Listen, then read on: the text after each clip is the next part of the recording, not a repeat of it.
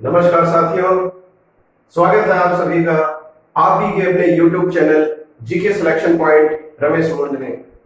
साथियों, आज मैं आपके बीच लेकर आया हूं भारतीय राज्य व्यवस्था का भाग 6। इससे पहले मेरे द्वारा भारतीय राज्य व्यवस्था के 5 भाग प्रदर्शित किए जा चुके हैं और 5वें भाग में मेरे द्वारा महान विभूति डॉक्टर एपीजे अब्दुल कलाम के संदर्भ में संपूर्ण जीवनी और उनके जीवन से संबंधित बनने वाले महत्वपूर्ण परीक्षापयोगी प्रश्न आपके बीच प्रस्तुत किए गए थे। साथियों, राष्ट्रपति पद से संबंधित विभिन्न शक्तियों संबंधी अनुच्छेदों की आज अपन बात करेंगे और उन अनुच्छेदों की बात करने से पहले अपने जो शेष 4 राष्ट्रपति बच गए उनकी पहले चर्चा की जाएगी इस वीडियो में। तो शुरू करते हैं आज की वीडियो, जिसके अंतर्गत अपन बात करेंगे 10वें राष्ट्रपति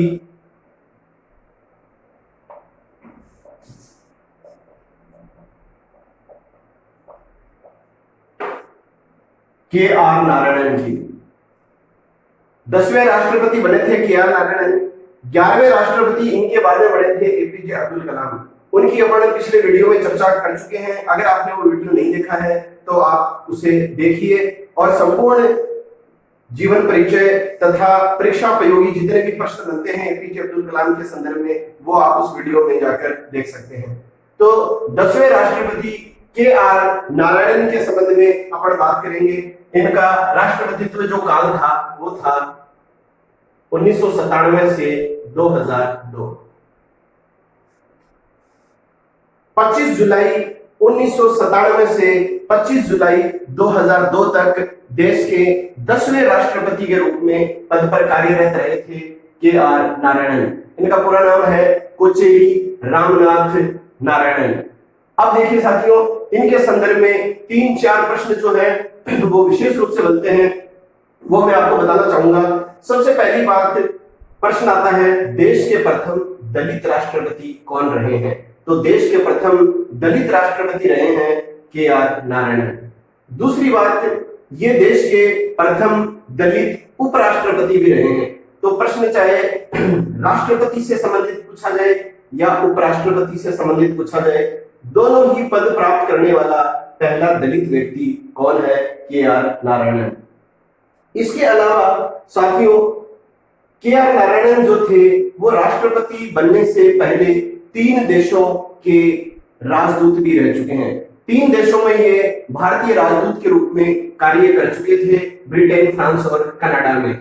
इसके अलावा इनके द्वारा 2 महत्वपूर्ण पुस्तकों की भी रचना की गई, वो भी आपको बताई जाएगी। और इसके अलावा देश के पहले राष्ट्रपति जिन्होंने राष्ट्राध्यक्ष राष्ट्रपति के पद पर रहते हुए लोकसभा चुनाव में अपना मत का प्रयोग किया। तो ये मोस्ट इंपोर्टेंट प्रश्न है, देश के पहले राष्ट्रपति जिन्होंने लोकसभा चुनाव में अपने मत का प्रयोग किया और 1998 के लोकसभा चुनाव में जिसमें इन्होंने अपने मत का प्रयोग किया था उसमें हमारे देश के प्रधानमंत्री बने थे अटल बिहारी वाजपेयी। और इसी राष्ट्रपति ने अटल बिहारी वाजपेयी के द्वारा इनके समक्ष प्रस्तुत किए गए 2 प्रस्तावों को अस्वीकार कर दिया था। वो 2 अस्वीकार किए गए प्रस्ताव कौन से थे?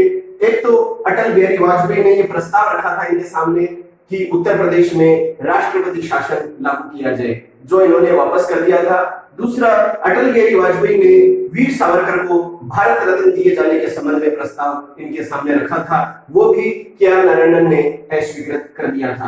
तो साथियों, इनके बारे में अपन पढ़ते हैं। शुरुआत करते हैं के.आर. नारायणन 1997 से 2002, देश के प्रथम दलित राष्ट्रपति।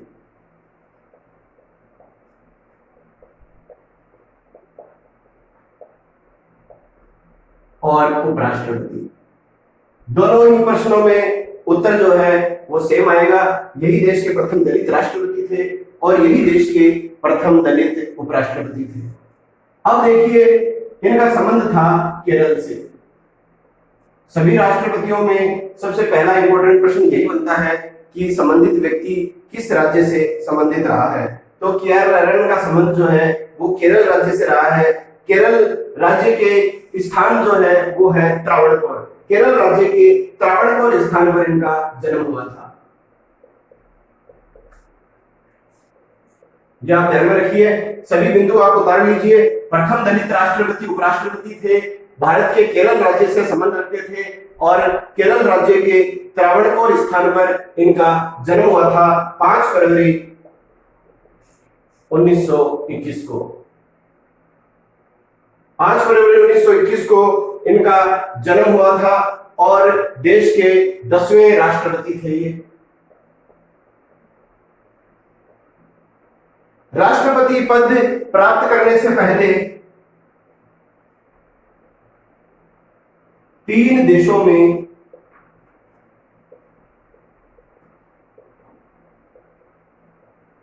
भारत के राजदूत रहे थे ये।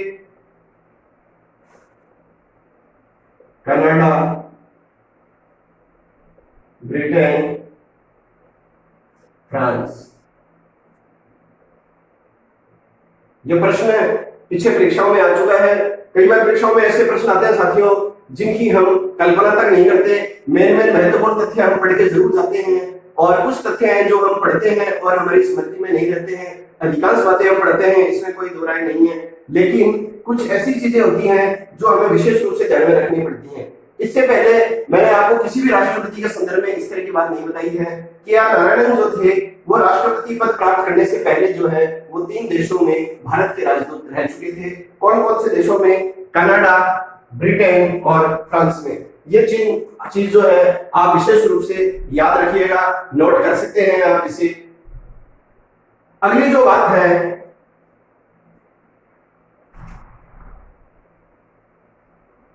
राष्ट्रपति पद पर रहते हुए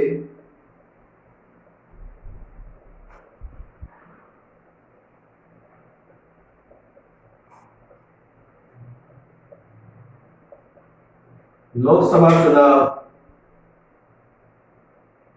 1998 में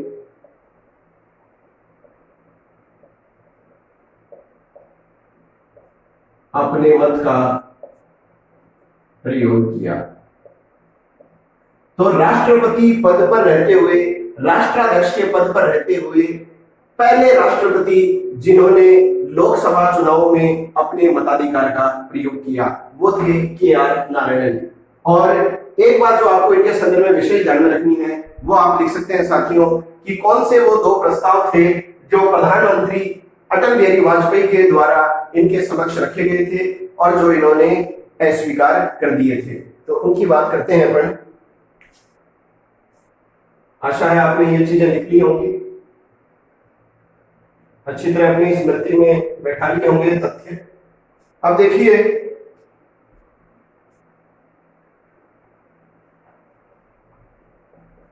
दो प्रस्ताव या विधेयक जो KR नारायणन के द्वारा अस्वीकार किए गए या उन विधेयकों को इन्होंने वापस कर दिया। पहला है उत्तर प्रदेश में राष्ट्रपति शासन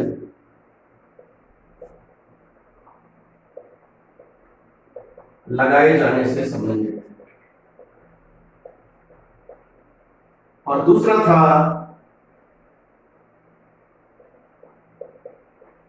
वीर सावरकर को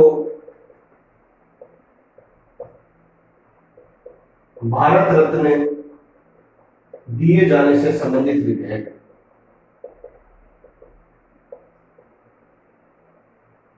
ये दोनों जो विधेयक हैं वो KR नारायणन के द्वारा अस्वीकार कर दिए गए थे। अब देखिए इनके द्वारा लिखी गई 2 पुस्तकों की अपन बात करेंगे। मोस्ट इंपोर्टेंट जो इनकी पुस्तक परीक्षाओं में पूछी जाती है वो है इमेजेस एंड इनसाइट्स।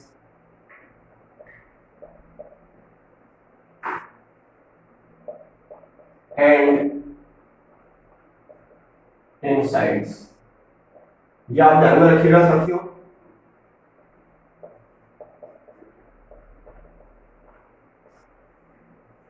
और एक पुस्तक इनके द्वारा लिखी गई है India and America.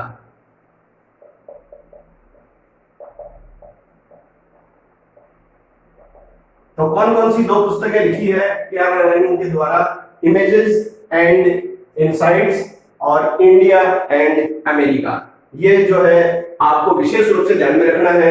APJ Abdul Kalam से पहले ये भारत के राष्ट्रपति बने, ये 10वें राष्ट्रपति थे। इसके बाद में 11वें जो बने वो एपीजे अब्दुल कलाम बने थे वर्ष 2002 से 2007 तक। उनकी चर्चा हम भाग 5 में कर चुके हैं। तो के.आर. नारायणन के बारे में ये विशेष बातें बनती हैं।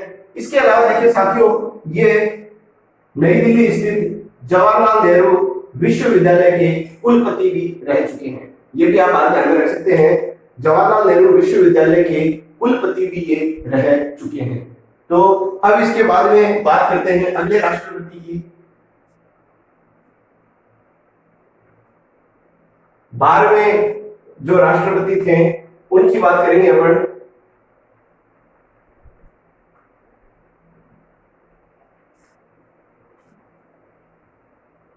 बारहवें राष्ट्रपति थी प्रतिभा पाटिल।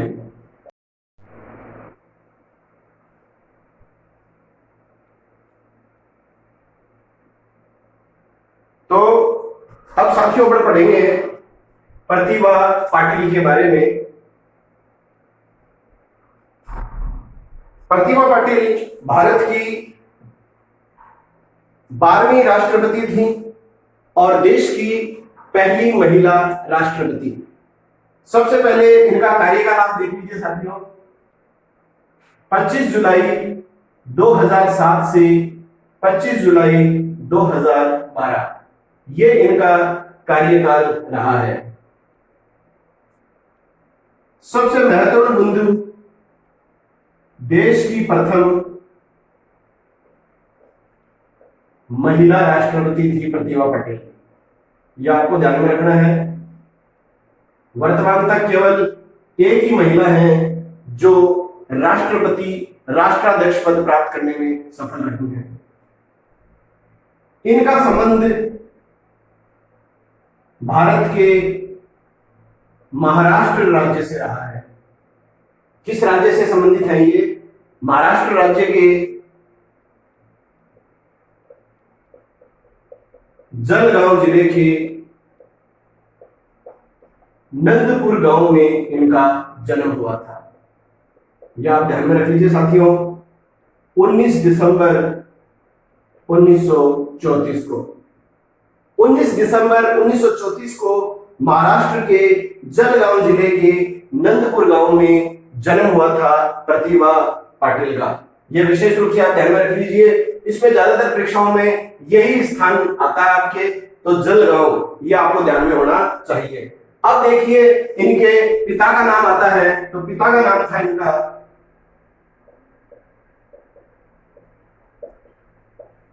नारायण राव पाटिल। ये स्वयं एक राजनेता थे। पिता का नाम नारायण राव पाटिल था। एक आप ध्यान में रखिए इनके पति का नाम देवी सिंह शेखावत।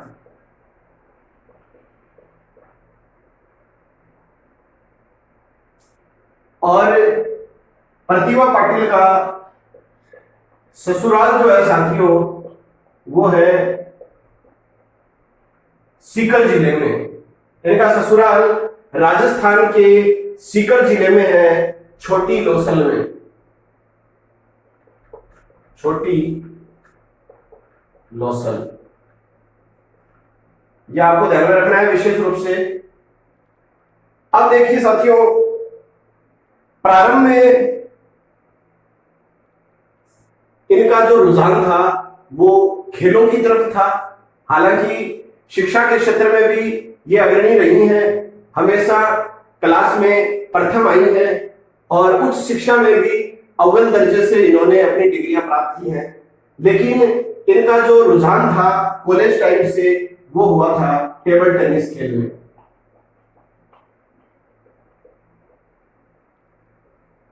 और टेबल टेनिस की एक बेहतरीन खिलाड़ी थी प्रतिभा पाटिल कॉलेज टाइम पे, और काफी इन्होंने अवार्ड्स भी जीते हैं इस टेबल टेनिस के टूर्नामेंटों में। तो किस तरह से ये अपने इस पसंदीदा खेल की ओर आगे नहीं बढ़ सकी और राजनीति में आ गई, और इन्होंने जो है कॉलेज के पश्चात जो है वो लॉ की डिग्री प्राप्त करी जलगांव यूनिवर्सिटी से। इसके अलावा जो है इन्होंने पॉलिटिकल साइंस और इकोनॉमिक्स से जो है वो स्नातकोत्तर भी की, एमए भी की है। बाद में जो है वकील के पेशे के रूप में इन्होंने अपना करियर शुरू करा। आगे चलकर जो है वो महाराष्ट्र विधानसभा की सक्रिय सदस्य बनी, बाद में राज्यसभा के लिए चुनी गई, हमारे राजस्थान की 2004 से 2007 तक राज्यपाल भी रही।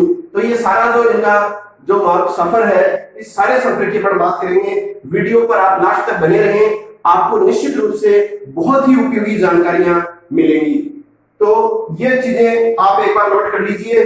जो है देश की 12वीं राष्ट्रपति थी ये, 2007 से 2012 देश की प्रथम महिला राष्ट्रपति थी। इनका संबंध महाराष्ट्र राज्य से है। जन्म इनका 19 दिसंबर 1934 को हुआ था, महाराष्ट्र के जलगांव जिले के नंदपुर गांव में। पिता का नाम इनका नारायणराव पाटिल था, जो राजनेता थे। पति का जो नाम था वो देवी सिंह शेखावत था। इनका ससुराल जो है वो सीकर के छोटी लोसल गांव में है।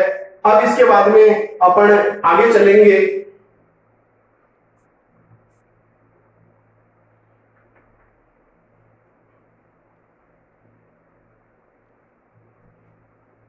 तो पेशे से जो है ये वकील थी और पहली बार 1962 में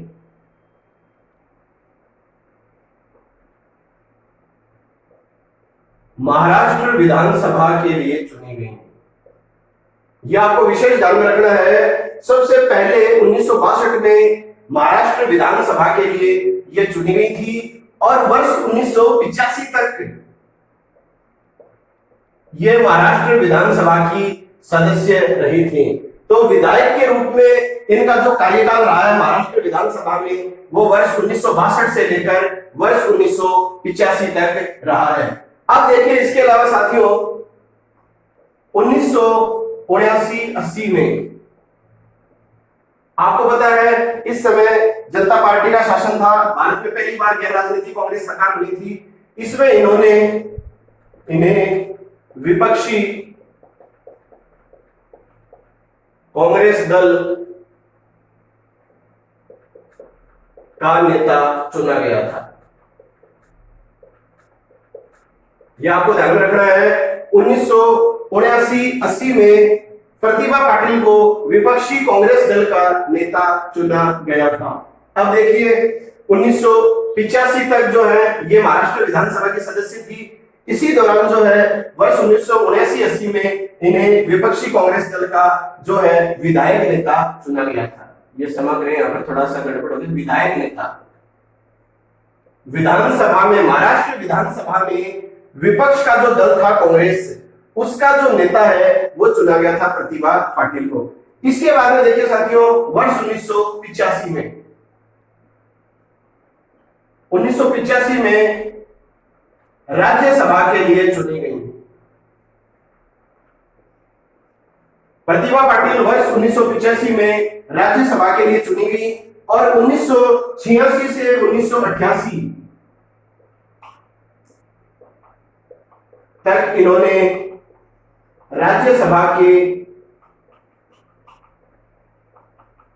उपसभापति के रूप में कार्य किया। यह आपको ध्यान में रखना है विशेष।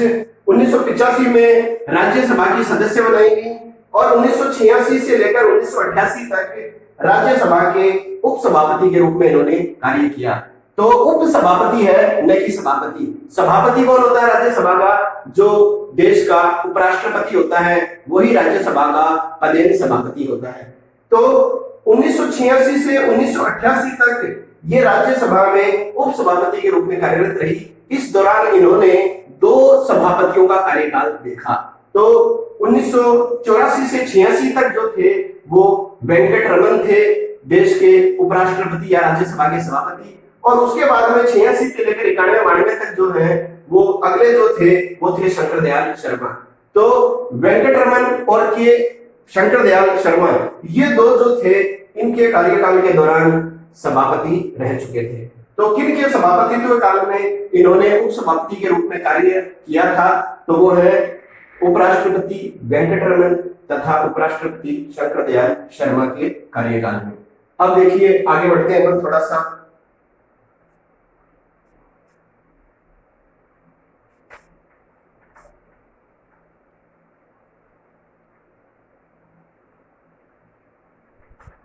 अब देखिए साथियों, वर्ष 1991 में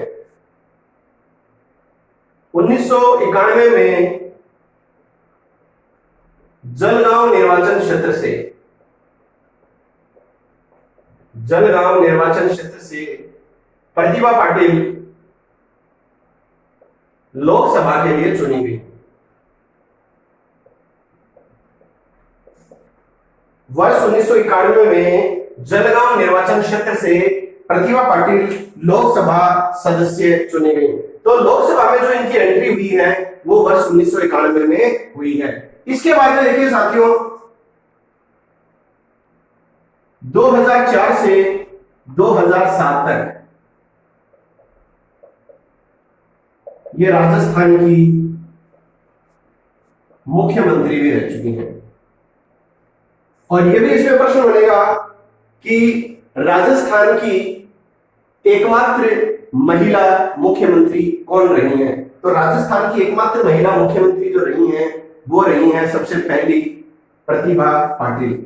इसके बाद में जो है एक और महिला का नाम आता है वसुंधरा राजे सिंधिया।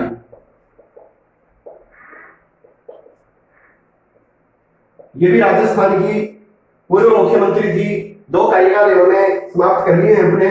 तो राजस्थान में आज तक जो है वो कितनी महिला जो है वो प्रधान मुख्यमंत्री का पद प्राप्त कर चुकी हैं? तो वो 2 महिलाएं हैं। सबसे पहली महिला जो राजस्थान के मुख्यमंत्री का पद प्राप्त करने में सफल रही थी वो थी प्रतिभा देवी सिंह पाटिल और दूसरी है वसुंधरा राजे सिंधिया। और वर्तमान जो अपने मुख्यमंत्री हैं वो माननीय श्रीमान अशोक जी गहलोत हैं। और जो उप मुख्यमंत्री हैं, डिप्टी चीफ मिनिस्टर जो वर्तमान में राजस्थान के हैं वो है श्रीमान सचिन पायलट जी। तो ये चीज आप विशेष रूप से ध्यान में रखिए। वर्ष 1991 में जलगांव निर्वाचन क्षेत्र से ये लोकसभा की सदस्य बनी। इसके बाद में 2004 से 2007 तक राजस्थान की ये मुख्यमंत्री रही। नवंबर 2004 से लेकर जब तक कि इन्हें राष्ट्रपति पद के लिए उम्मीदवार नहीं बनाया गया तब तक ये राजस्थान की मुख्यमंत्री थी।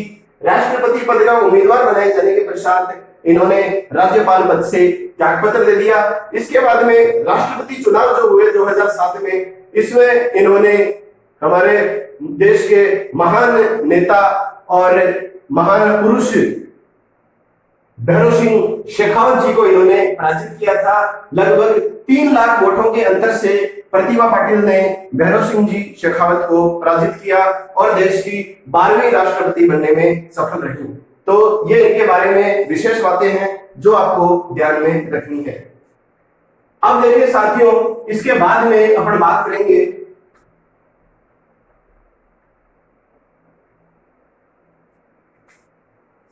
देश के 13वें क्रम के राष्ट्रपति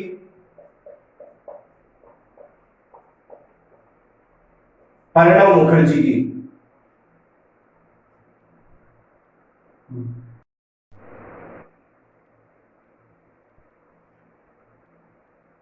देश के 13वें राष्ट्रपति प्रणब मुखर्जी की अपन अब चर्चा करेंगे।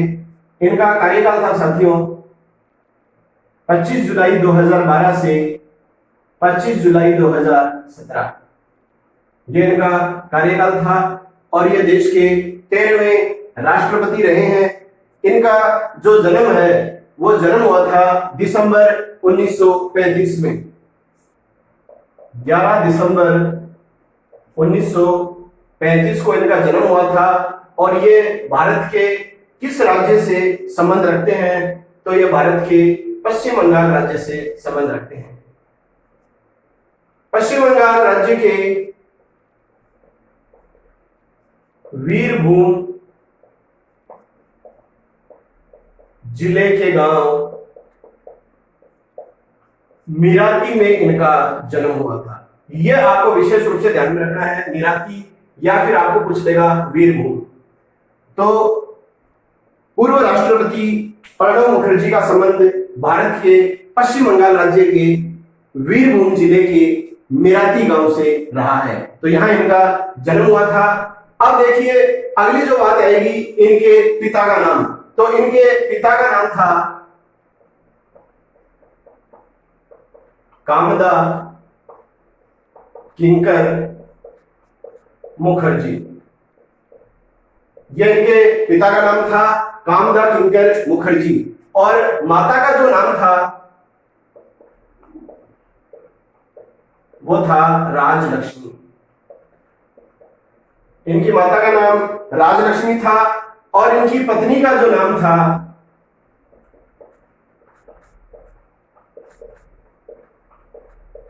शुभ्रा मुखर्जी।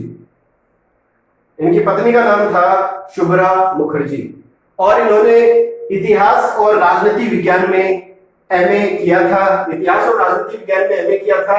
जिस तरह से प्रतिभा पाटिल जो थी साथियों, प्रतिभा पाटिल ने पॉलिटिकल साइंस और इकोनॉमिक्स में एमए किया था। इसके अलावा उन्होंने लॉ भी किया था, और अपने करियर की जो शुरुआत थी वो अधिवक्ता के रूप में उन्होंने प्रारंभ की थी। बाद में वो भारतीय राजनीति में आ गई, वो आपने सब पढ़ लिया है। तो इसी तरह से जो है इन्होंने जो है वो पॉलिटिकल साइंस तथा हिस्ट्री सब्जेक्ट में जो है एमए किया, और राजनीतिक जीवन की शुरुआत जो है इन्होंने वो 1969 में की थी।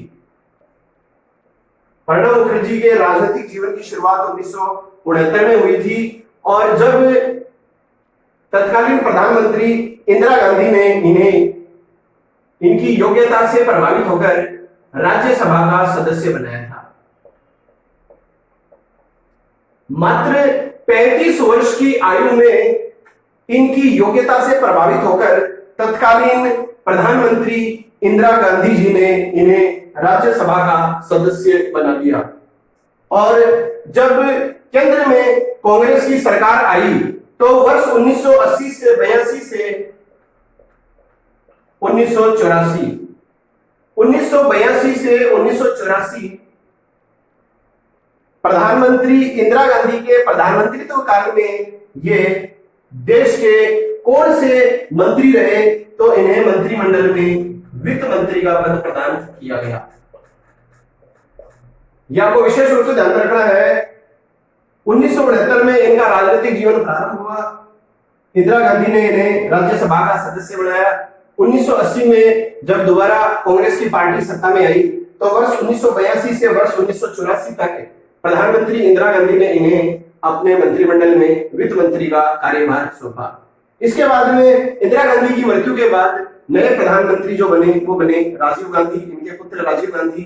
और राजीव गांधी ने जब अपने मंत्रिमंडल में प्रणब मुखर्जी को शामिल नहीं किया तो इससे प्रणब मुखर्जी जो है वो बेहद निराश हुए, नाराज हुए, और एक समय तो उन्होंने राजनीति से अलविदा कहने का भी मूड बना लिया था। लेकिन वो परिस्थितियां कुछ ऐसी पलटी कि उन्होंने राजनीति से संन्यास न लेकर वर्ष 1986 में एक नए राजनीतिक दल का गठन किया जिसका नाम था राष्ट्रीय समाजवादी कांग्रेस। तो राष्ट्रीय समाजवादी कांग्रेस का जो गठन है वो 1986 में किया गया था प्रणब मुखर्जी के द्वारा।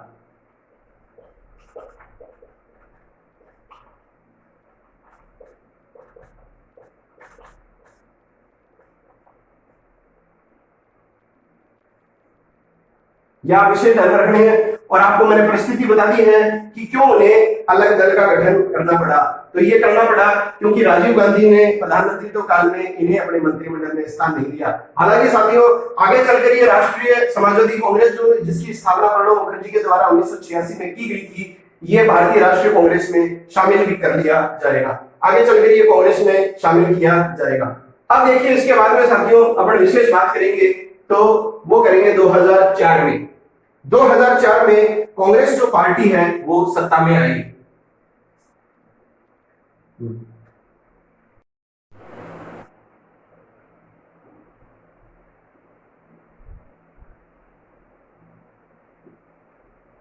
अब देखिए साथियों वर्ष 2004 में कांग्रेस पार्टी लोकसभा चुनावों में जीती और कांग्रेस पार्टी सत्ता में आई अपने गठबंधन यूपीए के साथ, यूनाइटेड प्रोग्रेसिव अलायंस, संयुक्त प्रगतिशील गठबंधन। कांग्रेस गठबंधन है ये, जिस तरह से भाजपा का गठबंधन है एनडीए राजग, नेशनल डेमोक्रेटिक अलायंस, उसी तरह से। तो 2004 में जो है वो कांग्रेस पार्टी सत्ता में आ गई, और कांग्रेस पार्टी सत्ता में आ गई तो प्रणब मुखर्जी को जो है वो कांग्रेस पार्टी के द्वारा लोकसभा का नेता चुना गया। तो लोकसभा के नेता बनाए गए थे ये वर्ष 2004 में, और वर्ष 2004 से वर्ष 2006 तक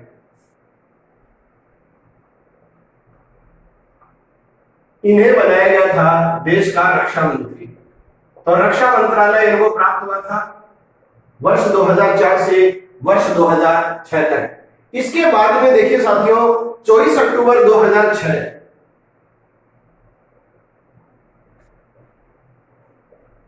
24 अक्टूबर 2006 से लेकर वर्ष 2009 तक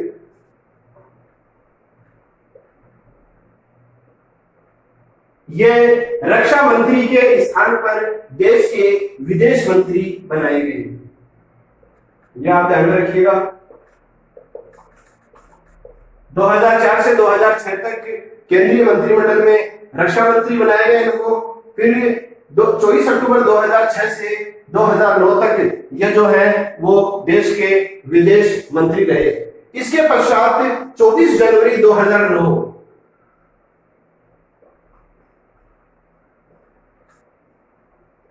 24 जनवरी 2009 से लेकर राष्ट्रपति चुनाव तक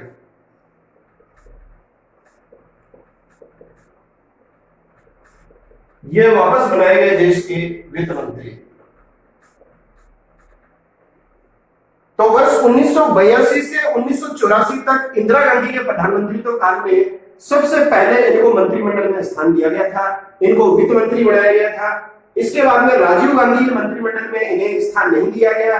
इसके विरोध में इन्होंने 1986 में राष्ट्रीय समाजवादी पार्टी का गठन कर लिया। आगे चलकर राष्ट्रीय समाजवादी पार्टी कांग्रेस में शामिल कर ली गई। 2004 में कांग्रेस की सत्ता में आने के बाद ये लोकसभा के नेता चुने गए। 2004 से 2006 तक ये देश के रक्षा मंत्री रहे। 24 अक्टूबर 2006 से लेकर जनवरी 2009 तक ये देश के विदेश मंत्री रहे, और 24 जनवरी 2009 से लेकर जब तक इन्हें राष्ट्रपति पद इन्होंने नहीं त्यागा या राष्ट्रपति चुनाव आगामी नहीं हुए, उस दौरान तक ये रहे थे देश के वित्त मंत्री। तो कौन कौन से मंत्री बन चुके हैं ये? वित्त मंत्री, रक्षा मंत्री और विदेश मंत्री। तो बहुत ही महान राजनीतिज्ञ थे ये। अब देखिए इसके बाद में इन्होंने जो है 2012 के राष्ट्रपति चुनाव में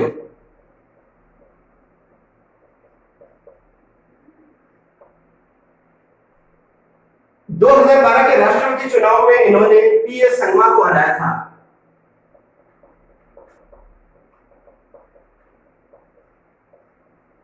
और देश के 13वें राष्ट्रपति के रूप में ये राष्ट्रपति चुने गए। और उस समय मुख्य न्यायाधीश जो थे साथियों वो थे एस.एच. कपाड़िया।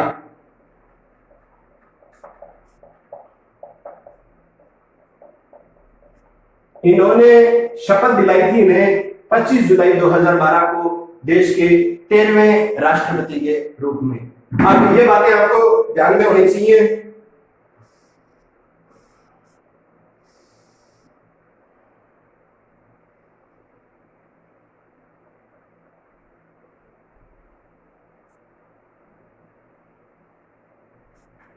अब देखिए इसके बाद में वर्ष 1997 में जो है, थोड़ा सा पीछे चलेंगे, इनको पुरस्कार भी मिले हैं 3 विशेष रूप से आपको ध्यान में रखने हैं।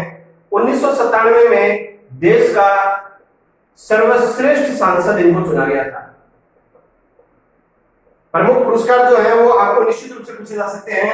1997 में जो है इन्हें देश का सर्वश्रेष्ठ सांसद चुना गया था। वर्ष 2008 में इन्हें पद्म अलंकरण मिला था पद्म विभूषण।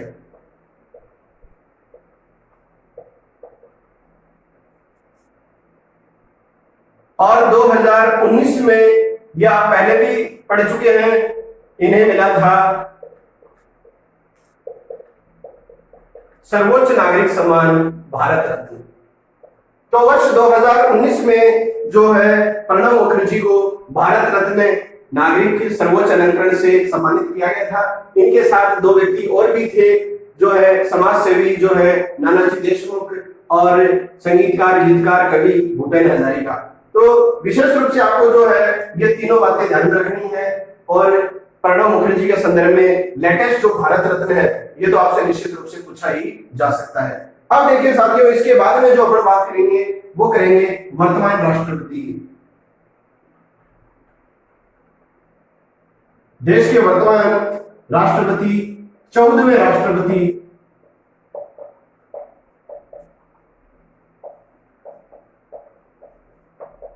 रामनाथ कोविंद जी।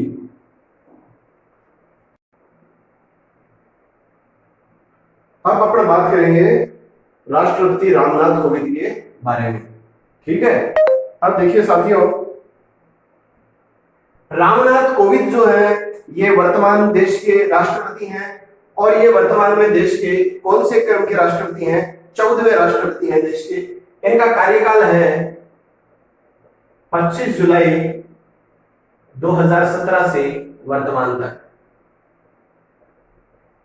यह है वर्तमान राष्ट्रपति। और ये देश के उत्तर प्रदेश राज्य से संबंध रखते हैं। ये आपको ध्यान में रखना है। वर्तमान राष्ट्रपति भारत के किस राज्य से संबंध रखते हैं? तो उत्तर प्रदेश राज्य से संबंध रखते हैं। और इनका जन्म जो है वो हुआ था 1 अक्टूबर 1945 को उत्तर प्रदेश के कानपुर जिले के परौंख गांव में। यह आपको ध्यान रखना साथियों, परौंख गांव। उत्तर प्रदेश के कानपुर जिले के परौंख गांव में रामनाथ कोविंद जी का जन्म हुआ था 1 अक्टूबर 1945 को। और इनकी जाति है कोरी या कोली। तो दलित वर्ग से हैं रामनाथ कोविंद जी। तो अब यहां पर एक प्रश्न और बन जाएगा आपकी परीक्षा की दृष्टि से कि वर्तमान तक देश के कितने दलित व्यक्ति राष्ट्राध्यक्ष का पद प्राप्त करने में सफल रहे हैं? तो आपका उत्तर आएगा 2। 2 व्यक्ति जो है इस पद को प्राप्त कर चुके हैं, दलित व्यक्ति। सबसे पहले जो अपन ने बात की थी आज इस वीडियो के प्रारंभ में, KR नारायणन की, वो रहे थे पहले दलित राष्ट्रपति और वर्तमान में है रामनाथ कोविंद दूसरे। अब देखिए इनका जन्म जो है वो उत्तर प्रदेश के कानपुर जिले के परौंख गांव में हुआ। जाति जो थी इनकी कोली जाति थी और ये दलित वर्ग से संबंधित है। अब देखिए इनके पिता की अपन बात करते हैं तो पिता का नाम था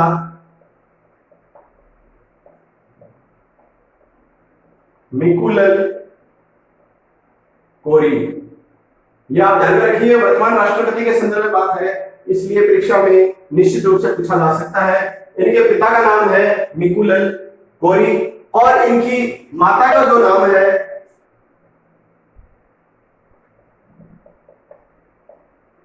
कलावती कोविंद। कलावती कोविंद है इनकी माता का नाम। इनकी पत्नी का नाम है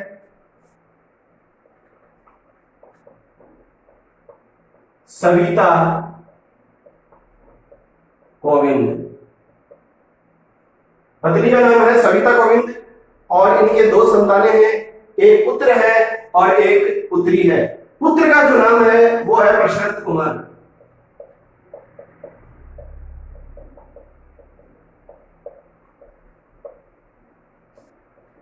और पुत्री का नाम है स्वाति।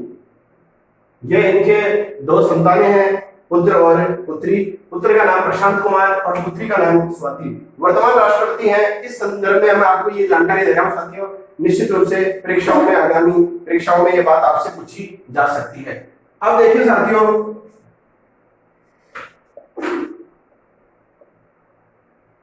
इन्होंने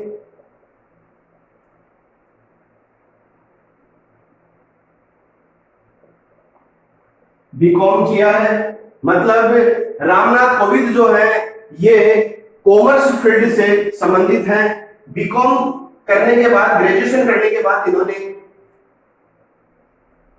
एमबीए किया और उसके बाद में इन्होंने कानपुर यूनिवर्सिटी से एलएलबी की, लॉ की थी इन्होंने।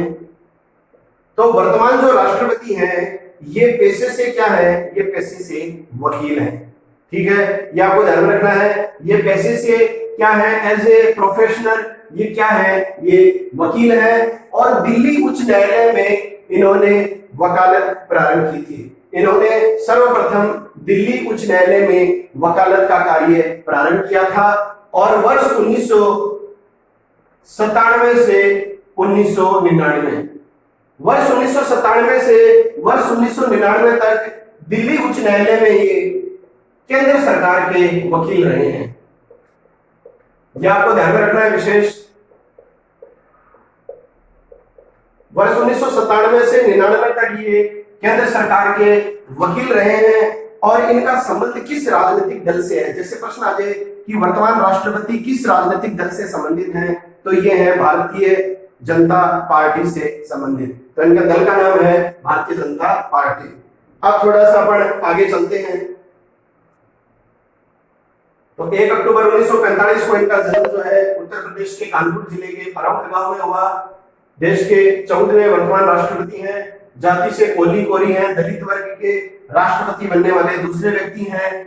और इनकी पिता का जो नाम है वो मिकुलल कोरी है, माता का नाम जो है कलावती कोविंद, पत्नी का नाम था सविता कोविंद और संतान 2 थी। पुत्र का नाम प्रशांत कुमार और पुत्री का नाम स्वाति। और इन्होंने बीकॉम किया है, एमबीए की, उसके बाद में कानपुर यूनिवर्सिटी से इन्होंने एलएलबी की डिग्री प्राप्त की और सबसे पहले पेशे के रूप में इन्होंने दिल्ली उच्च न्यायालय में वकालत का कार्य प्रारंभ किया था। और वर्ष 1997 से वर्ष 1999 तक ये केंद्र सरकार के दिल्ली उच्च न्यायालय में वकील के पद पर कार्य कर चुके हैं। तो भारत सरकार के वकील इन्हें बनाया गया है वर्ष 1997 से वर्ष 1999 तक। अब देखिए साथियों, वर्ष 1994 में जो है रामनाथ कोविंद उत्तर प्रदेश से जो है वो राज्यसभा के सदस्य चुने गए। उत्तर प्रदेश से राज्यसभा के सदस्य चुने गए और लगातार 12 वर्षों तक, कंटिन्यूअस 12 वर्ष तक जो है ये उत्तर प्रदेश राज्य से राज्यसभा के सदस्य चुने गए हैं। अब देखिए, राष्ट्रपति पद प्राप्त करने से पहले जो है ये रामनाथ कोविंद क्या थे, किस पद पर कार्यरत थे। तो राष्ट्रपति पद जो है इन्होंने प्राप्त किया था 25 जुलाई 2017 को। और राष्ट्रपति पद प्राप्त करने से पहले जो थे ये बिहार के मुख्यमंत्री थे। यह बात आपको विशेष रूप से ध्यान में रखनी है। 1 मिनट क्षमा करें। बिहार के राज्यपाल, यही बात हमने डॉक्टर राजेंद्र प्रसाद के संदर्भ में की थी कि वो भी जो है वो बिहार के राज्यपाल रह चुके थे। और जो रामनाथ कोविंद हैं ये भी राष्ट्रपति पद प्राप्त करने से पहले इस पद पर आसीन थे, ये बिहार के राज्यपाल थे। 19 जून 2017 को भारतीय जनता पार्टी ने इन्हें राष्ट्रपति पद के लिए उम्मीदवार बनाया और राष्ट्रपति पद की उम्मीदवारी करते हुए इन्होंने अपने प्रतिद्वंदी मीरा कुमार को पराजित किया। तो इन्होंने अपने प्रतिद्वंदी किसको पराजित किया था? मीरा कुमार को। और 25 जुलाई 2007 को उस समय तत्कालीन जो भारत के मुख्य न्यायाधीश थे जे.एस. खेहर, इन्होंने जो है वो रामनाथ कोविंद को पद की शपथ दिलाई थी। अब देखिए साथियों, जे.एस. खेहर के द्वारा इन्हें 25 जुलाई 2017 को राष्ट्रपति पद की शपथ दिलाई गई। अब इसके बाद में अपन जो चीज इनके बारे में पढ़ेंगे वो देखिए आप। तो इतनी जो मैंने आपको बातें बताई आपके ध्यान में आ गई होंगी अच्छी तरह। इनका जन्म जो है वो वर्ष 1945 में हुआ था, उत्तर प्रदेश के कानपुर जिले में परौंख गांव में, और ये देश के राष्ट्राध्यक्ष बनने वाले दूसरे दलित व्यक्ति हैं। इसके अलावा देखिए साथियों, राष्ट्रपति पद प्राप्त करने के पश्चात ये रामनाथ जो कोविंद हैं, ये इन्होंने सबसे पहली जो विदेशी यात्रा जो की है वो किस देश की है। ये हाल ही में पीछे परीक्षा में प्रश्न मैंने स्वयं देखा है, पेपर में आया था कि वर्तमान राष्ट्रपति रामनाथ कोविंद की प्रथम विदेश यात्रा किस देश की रही है। तो अफ्रीका महाद्वीप के कई देशों की विदेश यात्राएं कर चुके हैं। वर्तमान तक लगभग 30 देशों की विदेश यात्रा पर रह चुके हैं रामनाथ कोविंद, और अफ्रीका महाद्वीप के कई देशों के द्वारा इनको अपने सर्वोच्च नागरिक अलंकरण से भी सम्मानित किया जा चुका है। तो सबसे पहले जो इनकी विदेशी यात्रा जो राष्ट्रपति पद पर रहते हुए हुई थी वो है अफ्रीका महाद्वीप के जिबूती देश।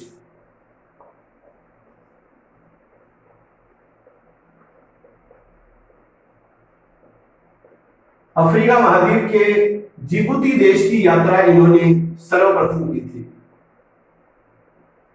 और वर्तमान तक लगभग 30 देशों की विदेश यात्रा ये संपन्न कर चुके हैं। और अक्टूबर 2019 में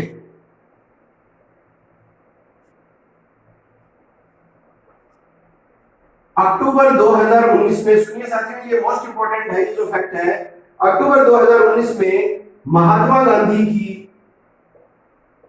150वीं जयंती के अवसर पर, अक्टूबर 2019 में महात्मा गांधी की 150वीं जयंती के अवसर पर रामनाथ कोविंद के द्वारा स्विट्जरलैंड देश में, कौन से देश में, स्विट्जरलैंड देश में महात्मा गांधी की कांस्य प्रतिमा का अनावरण किया गया था। तो यह भी इंपॉर्टेंट प्रश्न है, हाल ही में राष्ट्रपति रामनाथ कोविंद के द्वारा किस देश में महात्मा गांधी की कांस्य प्रतिमा का अनावरण किया गया है। तो अक्टूबर 2019 में स्विट्जरलैंड देश में रामनाथ कोविंद के द्वारा महात्मा गांधी की 150वीं जयंती के अवसर पर कांस्य प्रतिमा का अनावरण किया गया था। तो यह है साथियों अपनी राष्ट्रपतियों के संदर्भ में जानकारी। अब यह वीडियो काफी लंबा हो चुका है, हालांकि इस वीडियो में आज अपना जो थोड़ा सा एक टॉपिक और भी बताने का था कि राष्ट्रपति की शक्तियों के बारे में, तो अगले वीडियो में जो भाग 7 होगा उसमें हम व्यापक रूप से चर्चा करेंगे साथियों राष्ट्रपति की शक्तियों के बारे में। अब देखिए इस वीडियो में राष्ट्रपति की शक्तियों से संबंधित जो आपको सारे जो अनुच्छेद हैं वो आपको टोटल मैं बताऊंगा, आप निश्चित रूप से वो वीडियो देखिएगा। सबसे पहले इसमें अपन बात करेंगे कार्यपालिका संबंधी शक्तियां, राष्ट्रपति की कार्यपालिका संबंधी जो शक्तियां हैं उससे संबंधित शक्तियां और कौन से अनुच्छेद के तहत वो शक्ति प्राप्त है इसके बारे में अपन बात करेंगे। राष्ट्रपति को जो संसद का अप्रत्यक्ष अंग माना गया है तो उसकी संसदीय शक्तियां या विधायी शक्तियां का अपन अध्ययन करेंगे। इसके अलावा राष्ट्रपति को जो वित्तीय शक्तियां प्राप्त हैं उनका अपन अध्ययन करेंगे, अनुच्छेदों के सहित अपन अध्ययन करेंगे। इसके अलावा जो न्यायिक शक्तियां राष्ट्रपति को प्राप्त हैं वो अपन सारी की सारी शक्तियां उस भाग में लेंगे, और एक अपन लेंगे जो है राष्ट्रपति की आपातकालीन शक्तियां।